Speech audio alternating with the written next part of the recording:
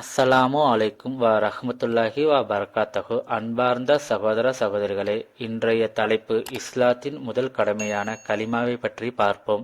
முதலாவது கலிமா அவ்வல் கலிமா தையப் லாயிலாக இல்லல்லாஹு முஹம்மதுர் ரசூலுல்லாஹ். இதன் பொருள், வணக்கத்திற்கு தகுதியானவன் அல்லாஹு தாலாவை தவிர வேறு யாருமில்லை.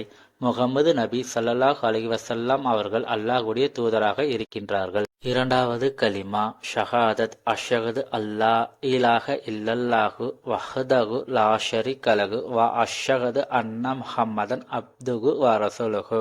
இதன் பொருள், நிச்சயமாக வணக்கத்துக்குரியவன் அல்லாஹுவை தவிர வேறு யாருமில்லை, அவன் தனித்தவன், அவனுக்கு யாதொரு இணையுமில்லை என்று நான் சாட்சி கூறுகின்றேன்.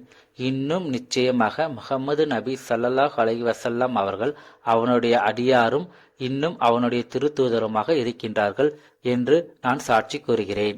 மூன்றாவது கலிமா தம்ஜித் சுப்ஹானல்லாஹி வல்ஹம்துலில்லாஹி வலா இலாஹ இல்லல்லாஹு வல்லாஹு அக்பர் வலா ஹவுல வலா குவத்த இல்லா பில்லாஹில் அலியுல் அலீம்.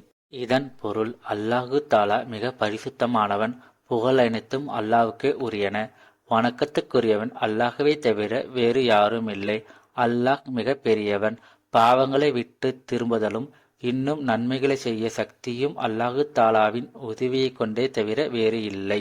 நான்காவது கலிமா தௌஹீத் லாஹிலாஹ இல்லல்லாஹு வஹ்தஹு லா ஷரீக லஹு லஹுல் முல்கு வலஹுல் ஹம்து யுஹ்யி வ யுமீத்து பிஹதில் ஹைரு வஹுவ அலா குல்லி ஷைஇன் கதீர். இதன் பொருள், வணக்கத்துக்குரியவன் அல்லாஹுவை தவிர வேறு யாருமில்லை, அவன் தனித்தவன், அவனுக்கு யாதொரு இணையும் இல்லை, ஆட்சியெல்லாம் அவனுக்கே உரியது, புகழனைத்தும் அவனுக்கே உரியது, அவனே எல்லா பொருட்களுக்கும் உயிர் கொடுக்கின்றான், அவனே எல்லா பொருட்களையும் மரணிக்கச் செய்கின்றவன், நன்மையெல்லாம் அவன் கைவசமே இருக்கின்றன, அவன் எல்லா பொருட்களின் மீதும் சக்தி உடையவனாக இருக்கின்றான். ஐந்தாவது கலிமா ரத்துல் குஃபுர் அல்லாஹும்ம இன்னி அவுது பிக்க மின் உஷ்ரிக்க பிக்க ஷைஅன் வ அனா அஹலமு வ அஸ்தஃபிருக்க லிமாலா அஹலமு இன்னக அன்த அல்லமுல் குயுது அன்கு வ தபர்அத்து அன் குல்லி தீனின் ஷிவா தீனில் இஸ்லாம் வ அஸ்லம்து வ ஆமன்து வ அகூலு லா இலாஹ இல்லல்லாஹு முஹம்மது ரசூலுல்லாஹி.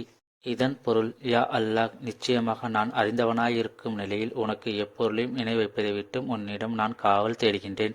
நான் அறியாமல் செய்த பாவங்களுக்காக உன்னிடம் பாவ மன்னிப்பு தேடுகின்றேன். நிச்சயமாக நீ மறைவானவற்றை நன்கு அறிந்தவன். நான் செய்த எல்லா பாவங்களை விட்டும் தௌபா செய்து உன்னிடம் மீண்டு வருகின்றேன்.